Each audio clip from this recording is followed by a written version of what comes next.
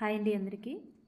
సోషల్కి సంబంధించి 10th class నుంచి కొన్ని ఇంపార్టెంట్ బిట్స్ అనేవి ఒకసారి ప్రాక్టీస్ చేద్దాం. అంటే ఎవ్రీ లెసన్ నుంచి కూడా మీకు అందించడం జరుగుతుంది. ఇది ఓల్డ్ 10th అనమాట. అంటే 2023 వరకు ఉన్నది. 24లో మనకి న్యూ వచ్చింది కదా, అది కూడా మళ్ళీ మనం ఇంపార్టెంట్ బిట్స్ అనేవి ఒకసారి చూసుకొని వెళ్ళిపోవడం వల్ల ప్రాబ్లం ఏమి ఉండదు మనకి డిఎస్సి పరంగా. అవి కూడా చేద్దాము. ఫస్ట్ ఇప్పుడు ఓల్డ్ 10th అన్నీ చేసేద్దాము, నెక్స్ట్ న్యూ 10th చేద్దాము. ఎందుకంటే ఓల్డ్ మీదే మనకి ఎక్కువ ఫోకస్ ఉంటుంది, న్యూ నుంచి తక్కువగా వస్తాయి అన్నమాట. ఇక్కడ మనకి ఏంటంటే ఫస్ట్ బిట్ మనం చూసుకుంటే భారతదేశ ప్రామాణిక కాలమాన రేఖ. భారతదేశం యొక్క ప్రామాణిక కాలమాన రేఖ ఏది? 82 degrees అంటే 82 డిగ్రీల 30 నిమిషాలు అన్నమాట. నిమిషాలని చెప్పుకుంటాం కదా, ఇది తూర్పు రేఖాంశం. నెక్స్ట్ వన్, భారత ప్రామాణిక కాలమానం గ్రీన్విచ్ ప్రామాణిక కాలమానానికి ఎంత తేడా ఉంటుంది?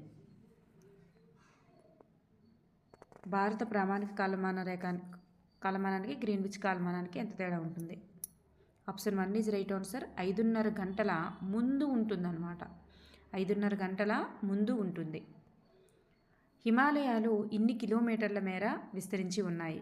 హిమాలయాలు ఎన్ని కిలోమీటర్ల మేర విస్తరించి ఉన్నాయి? 2400 కిలోమీటర్లు. ఉన్నత హిమాలయాలను ఇలా కూడా పిలుస్తారు. ఉన్నత హిమాలయాల్ని ఇలా కూడా పిలుస్తారు. ఉన్నత హిమాలయాల్ని హిమాద్రి అని పిలుస్తారు. హిమాద్రి అని పిలుస్తారు. పిర్పంజల్ మహాభారత శ్రేణులు ఈ హిమాలయాలలో భాగంగా ఉన్నాయి. పిర్పంజాల్ మరియు మహాభారత శ్రేణులు ఈ హిమాలయాల్లో భాగంగా ఉన్నాయి. ఎందులో అంటే హిమాచల్లో భాగంగా ఉన్నాయి. హిమాచల్లో భాగంగా ఉన్నాయి. హిమాలయాలకు తూర్పు వైపున సరిహద్దుగా ఈ లోయ ఉంది. హిమాలయాలకు తూర్పు వైపున సరిహద్దుగా ఈ లోయ ఉంటుంది. బ్రహ్మపుత్ర లోయ. బ్రహ్మపుత్ర లోయ. మాక్డోక్ డింపెప్ లోయ. మాక్డోక్ డింపెప్ లోయ ఈ రాష్ట్రంలో కలదు. మేఘాలయలో కలదు. మాక్డోక్ డింపెప్ లోయ మేఘాలయలో కలదు.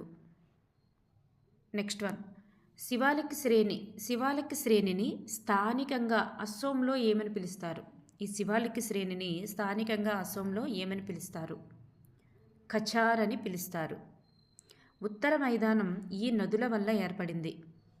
ఉత్తర మైదానం ఏ నదుల వల్ల ఏర్పడింది? ఉత్తర మైదానం అనేది గంగా నది, సింధు నది, బ్రహ్మపుత్ర నది, ఈ 3 నదుల వల్ల కూడా ఏర్పడింది. సో పైవన్నీ కూడా ఆన్సర్ అవుతుంది. సింధు నది ఉపనది లేదా ఉపనదులు కానివేమిటి? సింధు నది యొక్క ఉపనదులు కానివేమిటి? ఈ సోన్ నది అనేటటువంటిది సింధు నది ఉపనది కాదు. జీలము, చీనాబు, రావి, బియాస్, సట్లజ్ ఇది కూడా సింధు నది యొక్క ఉపనదులే. 2 నదుల మధ్య ప్రాంతాన్ని ఇలా కూడా పిలుస్తారు. 2 నదుల మధ్య ఉండేటటువంటి ప్రాంతాన్ని ఇలా కూడా పిలుస్తారు. అంతర్వేది. దీపకల్ప పీఠభూమి ఏ వైపునకు కొద్దిగా వాలి ఉంది? దీపకల్ప పీఠభూమి అనేది ఏ వైపునకు కొద్దిగా వాలి ఉంది? తూర్పు వైపునకు. నర్మదా నదికి ఉత్తరాన, గంగా మైదానానికి దక్షిణాన ఉన్నటువంటి పశ్చిమ వైపు ఉన్నత భూములను ఏమంటారు? నర్మదా నదికి ఉత్తరాన, గంగా నదికి దక్షిణాన ఉన్నటువంటి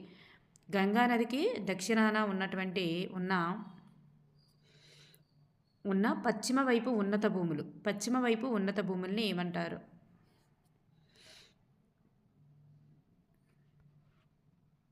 అంటే ఇక్కడ వస్తుంది మనకి గంగా నది.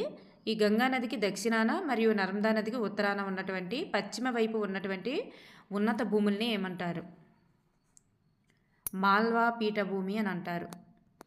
నీలగిరి పర్వతాలు పడమటి కనుమలకు ఇక్కడ కలుస్తాయి. నీలగిరి పర్వతాలు అనేవి దక్షిణాన ఉంటాయి అన్నమాట, దక్షిణ సరిహద్దుగా ఉంటాయి. ఈ నీలగిరి పర్వతాలు పడమటి కనుమలకు ఎక్కడ కలుస్తాయి? మనకి ఇలా ఇండియా ఉందంటే ఇవి పడమటి కనుమలు కదా, పశ్చిమాన ఉంటాయి. ఈ నీలగిరి కొండలు ఉన్నాయి, నీలగిరి పర్వతాలు ఉంటాయి కదా ఇక్కడ ఈ దక్షిణాల్లోనే. ఈ 2 కూడా ఎక్కడ కలుస్తాయి? గూడలూరు వద్ద కలుస్తాయి. దక్షిణ భారతదేశంలో ఎత్తైన శిఖరం ఏమిటి? దక్షిణ భారతదేశంలో ఎత్తైన శిఖరం ఏమిటి? అన్నైముడి అనేది దక్షిణ భారతదేశంలో ఎత్తైన శిఖరం. మరి దీపకల్ప పీఠభూమిలోని నేలలు ఏమిటి? మరి దీపకల్ప పీఠభూమిలో ఉండే నేలలు ఏమిటి? నల్లరేగడి నేలలు. థార్ ఎడారి ఈ పర్వతాల వర్షఛాయ ప్రాంతంలో ఉంది. థార్ ఎడారి అనేది ఏ పర్వతాల వర్షఛాయ ప్రాంతంలో కలదు? ఆరావళి పర్వతాల యొక్క వర్షఛాయ ప్రాంతంలోనే థార్ ఎడారి కలదు. తూర్పు కనుమలలో ఎత్తైన పర్వతం ఏమిటి? తూర్పు కనుమలలో ఎత్తైన పర్వతం అరోమకొండ. అరోమకొండ అనేది తూర్పు కనుమలలో ఎత్తైన పర్వతం. అదే మనం దక్షిణ భారతదేశంలో ఎత్తైన శిఖరం అయితే అన్నైముడి, తూర్పు కనుమలలో అయితే అరోమకొండ. నెక్స్ట్ అరోమకొండ. నెక్స్ట్ వన్, థార్ ఎడారిలో, ఊటీ అంటారు కదా, దాన్ని అరోమకొండ అంటారు అనుకుంటా. నెక్స్ట్ వన్, థార్ ఎడారిలో ప్రవహించేటటువంటి ఒకే ఒక్క నది ఏమిటి? అరోమకొండ అంటే ఊటీ దగ్గర ఉండదు, చింతపల్లి ఉంది కదా, ఇక్కడ ఉంటుందన్నమాట. వైజాగ్ చివర, అదే అక్కడ చింతపల్లి దగ్గర ఉంటుందన్నమాట. ఇప్పుడైతే అల్లూరు సీతారామరాజు జిల్లా అయి ఉండొచ్చు, ఇంతకుముందు అయితే విశాఖలో వస్తుందన్నమాట. నెక్స్ట్, థార్ ఎడారిలో ప్రవహించేటటువంటి ఒకే ఒక్క నది ఏమిటి? లూనీ నది. లూనీ నది. దేశంలో అత్యంత పొడవైన కాలువ ఏమిటి? దేశంలో అత్యంత పొడవైన కాలువ ఇందిరాగాంధీ కాలువ. పడమటి తీర మైదానం యొక్క మధ్య భాగం ఏమిటి? పడమటి తీర మైదానం యొక్క మధ్య భాగం ఏమిటి? కెనరా తీరం. మలబార్ తీరం ప్రధానంగా ఈ రాష్ట్రంలో విస్తరించి ఉంది. మలబార్ తీరం అనేది ఏ రాష్ట్రంలో విస్తరించి ఉంది? కేరళలో విస్తరించి ఉంది. ఒక్కొక్క తీరానికి ఒక్కొక్కటి పేరు పెట్టడం జరిగింది. మలబార్ తీరం అనేది కేరళ. తూర్పు తీర మైదానంను స్థానికంగా పిలువబడే పేరు కానిది ఏమిటి? తూర్పు తీర మైదానాలు ఉంటాయి కదా, అందులో ఈ పేరు ఉండదంట. మరి అది పశ్చిమ తీర మైదానానికి చెందినది అని అర్థం. అది ఏంటి? కొంకన్ తీరం అనేది తూర్పు తీర మైదానానికి చెందదు. తూర్పు తీర ప్రాంతంలోని సరస్సు ఏమిటి? తూర్పు తీర ప్రాంతంలోని సరస్సు డాల్ సరస్సు. నార్కొండం, బారెన్ దీవులు, ఈ రెండు దీవులు దేని వలన ఏర్పడ్డాయి? ఇది మనకి 2012 డిఎస్సి అనుకుంటా ఇచ్చారు. ఈ రెండు దీవులు దేని వల్ల ఏర్పడ్డాయంటే అగ్నిపర్వతాల వలన ఏర్పడ్డాయి. అగ్నిపర్వతాల వలన, ఇండోనేషియాలో ఉంటాయి కదా, అగ్నిపర్వతాల వలన ఏర్పడ్డాయి. భారతదేశ దక్షిణ అంచు ఇందిరా పాయింట్ ఉంది కదండి, ఇందిరా పాయింట్ అనేది ఏ దీవుల్లో ఉంది? నికోబార్ దీవుల్లో ఉంది. నికోబార్ దీవుల్లో ఇందిరా పాయింట్ అనేది ఉంది. లక్షద్వీపులు వీని వలన ఏర్పడ్డాయి. లక్షద్వీపులు అనేవి దేని వలన ఏర్పడ్డాయి? ప్రవాల బిత్తికల వలన ఏర్పడ్డాయి. లక్షద్వీప దీవుల మొత్తం భౌగోళిక విస్తీర్ణం ఎంత? 32 చదరపు కిలోమీటర్లు ఉంటుంది. భారతదేశము ఉత్తర దక్షిణాలుగా సుమారు ఇన్ని కిలోమీటర్ల పొడవు విస్తరించి ఉంది? 3214 కిలోమీటర్ల మేర విస్తరించి ఉంది. దేశంలో మొట్టమొదటి సూర్యోదయం పొందే రాష్ట్రం ఏంటి? మొట్టమొదట సూర్యోదయం పొందే రాష్ట్రం ఏమిటి? అరుణాచల్ ప్రదేశ్. గ్రీనిచ్లో సమయము ఉదయం 10 గంటలైతే భారతదేశంలో సమయం ఎంత?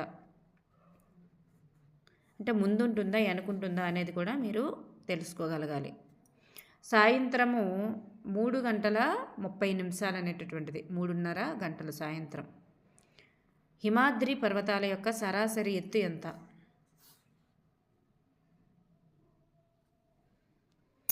6100 మీటర్లు.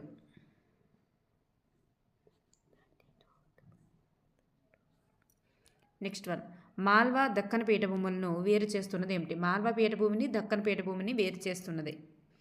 మాల్వా పీఠభూమి పైన ఉంటుంది, ఒక నదికి, నర్మదా నదికి పైన ఉంటుంది, నర్మదా నదికి కింద ఉండేది దక్కన్ పీఠభూమి. సో మనకి ఇక్కడ ఏమొస్తుందంటే నర్మదా నది అనేటటువంటిది ఆన్సర్ అవుతుంది. కులు కాంగ్రా లోయలు ఈ హిమాలయ శ్రేణిలో ఉన్నాయి. కులు కాంగ్రా లోయలు నిమ్న హిమాలయాల్లో కలవు. నెక్స్ట్ వన్, ప్రఖ్యాత వేసవి విడిది ప్రాంతము. ప్రఖ్యాతమైనటువంటి వేసవి విడిది ప్రాంతము, ఇవన్నీ కూడా వేసవి విడిది ప్రాంతాలే. సిమ్లా, ముస్సోరి, నైనిటాల్. సో పైవన్నీ ఆన్సర్ అవుతుంది. భారతదేశ ప్రామాణిక రేఖాంశం ఈ నగరం గుండా పోతుంది. అలహాబాదు గుండా పోతుంది. భారతదేశం పూర్తిగా ఈ అర్ధగోళంలో ఉంది. పూర్తిగా ఏ అర్ధగోళంలో గలదు? ఉత్తర అర్ధగోళంలోనే పూర్తిగా ఎక్కువ భాగం ఉందన్నమాట. ఐఎస్టి అనగా IST full form Indian standard time. భారతదేశ ద్వీపకల్పము ఈ భూభాగంలోనిది. భారతదేశ ద్వీపకల్పము ఈ భూభాగంలోనిది. గోండ్వానా భూమి. దీని ఉత్తర అంచులు పగిలిపోవడం వల్ల ఏర్పడిన లోయ నదులు తెచ్చి ఒండ్రు మేట వేయడంతో ఉత్తర మైదానాలు ఏర్పడ్డాయి. అంటే దేనివల్ల ఉత్తర మైదానాలు ఏర్పడ్డాయి అంటే ఏది తెచ్చినటువంటి దేన్ని ఈ ఉత్తరాంచులు పగిలిపోవడం వల్ల నదీ లోయలు ఏర్పడిన లోయ వలన నదులు తెచ్చినటువంటి ఒండ్రు మేట వేయడంతో ఆ మైదానాలు ఏర్పడ్డాయంట. ద్వీపకల్ప పీఠభూమి. హిమాలయాలు పశ్చిమ ప్రాంతంలో ఎన్ని కిలోమీటర్లు వెడల్పుగా ఉండి మధ్య తూర్పు ప్రాంతాలలో ఎన్ని కిలోమీటర్ల వెడల్పుతో ఉంటాయి? పశ్చిమ ప్రాంతంలో ఎంత ఉంటుంది, మధ్య తూర్పు ప్రాంతాల్లో ఎలా ఉంటాయి? పశ్చిమకు వచ్చేసరికి 500, మధ్య తూర్పుకు వచ్చేసరికి 200 ఉంటుంది. అన్నింటికంటే ఉత్తరాన ఉన్న హిమాలయ పర్వత శ్రేణిని ఎలా పిలుస్తారు? అన్నింటికంటే ఉత్తరాన ఉన్న హిమాలయ పర్వత శ్రేణిని ఏమని పిలుస్తారు? హిమాద్రి అని పిలుస్తారు. నిమ్న హిమాలయాలు ఈ అరణ్యాలకు ప్రసిద్ధి. నిమ్న హిమాలయాలు ఈ అరణ్యాలకు ప్రసిద్ధి. సతత హరిత అరణ్యాలకు ప్రసిద్ధి. హిమాలయాల్లో అన్నింటికంటే దక్షిణాన ఉన్న శ్రేణిని ఇలా పిలుస్తారు. శివాలిక్ అని పిలుస్తారు. నిమ్న హిమాలయాల ఎత్తు ఎన్ని కిలోమీటర్ల నుంచి ఎన్ని కిలోమీటర్ల మధ్య ఉంటుంది? 3700 నుంచి 4000 మధ్యలో ఉంటుంది. శివాలిక్ శ్రేణిని అరుణాచల్ ప్రదేశ్లో ఇలా పిలుస్తారు. బిస్మి కొండలు అని పిలుస్తారు. డూన్లు ఈ శ్రేణుల మధ్య ఉన్నాయి. నిమ్న హిమాలయాలకు శివాలిక్ శ్రేణులకు మధ్యలో ఉన్నాయి. దిహంగ్ బ్రహ్మపుత్ర లోయ ఈ రాష్ట్రంలో ఉంది.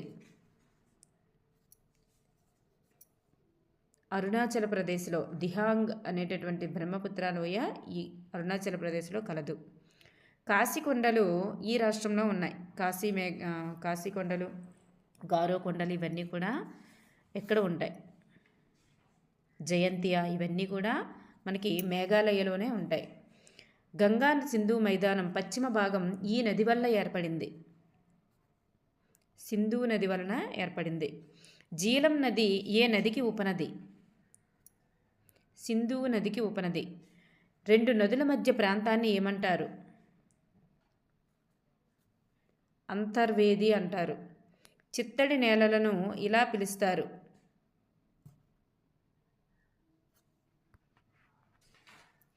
చిత్తడి నేలలను ఎలా పిలుస్తారు? టెరాయి అనగా చిత్తడి ప్రాంతం అని అర్థం. ఈ పీఠభూమిలో ఖనిజ వనరులు సమృద్ధిగా ఉన్నాయి. ఛోటా నాగపూర్ పీఠభూమి. నర్మదా నది దక్షిణాన ఉన్న త్రిభుజాకార ప్రాంతాన్ని ఏమంటారు? దక్కన్ పీఠభూమి. దక్కన్ పీఠభూమి ఎలా ఉంటుంది? ఇలా త్రిభుజం రివర్స్లో ఉన్నట్లుగా ఉంటుందన్నమాట. నర్మదా నదికి కిందన ఉంటుంది ఇది. ఇలా నర్మదా నది ఉంటుంది, పైన మాల్వా పీఠభూమి ఉంటుంది. నెక్స్ట్ వన్, దక్కన్ పీఠభూమి యొక్క ఉత్తర సరిహద్దు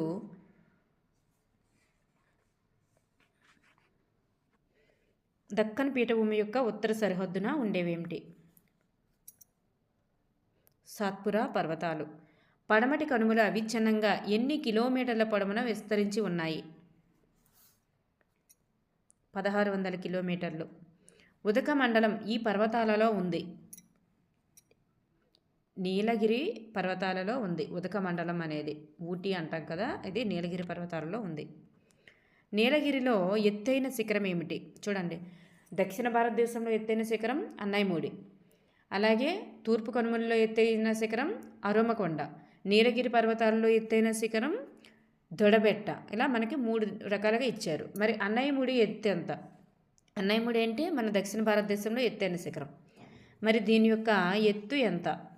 2695 మీటర్లు. తూర్పు కనుమల సగటు ఎత్తు ఎన్ని కిలోమీటర్లకి మించదు? 900కైతే మించదు.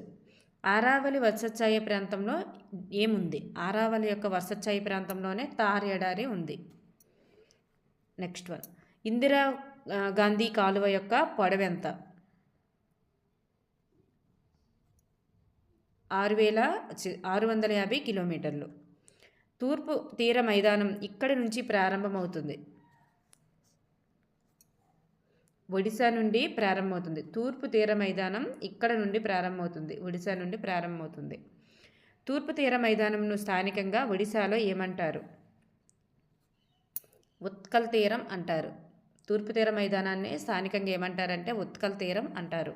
తూర్పు తీర మైదానంను స్థానికంగా ఆంధ్రప్రదేశ్లో ఇలా పిలుస్తారు, సత్కార్ తీరం అంటారు. పడమటి తీరంను కర్ణాటకలో ఈ తీరం అంటారు. పడమటి తీరంని కర్ణాటకలో ఏ తీరం అంటారు? కెనరా తీరం. కోరమండల్ తీరం ఈ రాష్ట్రంలోని తీర మైదానం. తమిళనాడులో ఉండేది కోరమండల్ తీరం. పడమటి తీర మైదానం ఉత్తరాన రాన్ ఆఫ్ కచ్ నుండి దక్షిణాన ఏ ప్రాంతం వరకు విస్తరించి ఉంది? కన్యాకుమారి వరకు. ప్రవాళ భిత్తికలతో ఏర్పడిన దీవులు లక్షద్వీప్. నెక్స్ట్, భారతదేశం తూర్పు పడమరలుగా ఎన్ని కిలోమీటర్లు వ్యాపించి ఉంది? 2933 కిలోమీటర్లు.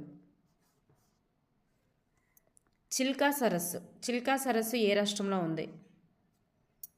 ఒడిశా. లక్షద్వీప నదులు ఈ సముద్రంలోని దీవులు, అరేబియా సముద్రంలోని దీవులు. తార్ ఎడారిలోని వర్షపాతం ఎన్ని మిల్లీమీటర్ల మధ్య ఉంటుంది?